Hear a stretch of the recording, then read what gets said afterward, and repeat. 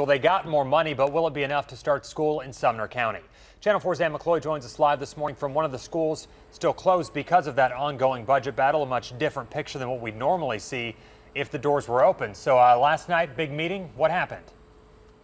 Well, good morning, Ian. Last night was a really heated meeting. Commissioners gave the school board some of what they wanted, but not all of it. And this morning, it's really unclear if those board members are satisfied or not. What we do know is there's no start date for school, and you can see it all on the sign. Until further notice, school will not be in session in Sumner County.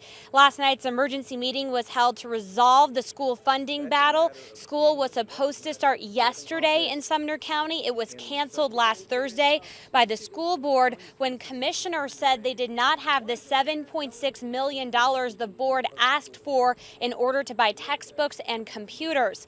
Last night, commissioners approved a $2.2 million increase for Sumner County schools, so just part of the money the board had requested. Commissioners had strong words for the school board, saying failure to set a school start date could result in a lawsuit. Here's what the county director of schools had to say about that. They said, well, we'll give you some for textbooks, which we're grateful for, but if you don't open schools, we're going to sue you. So I'm not sure that that's necessarily the way to approach a compromise.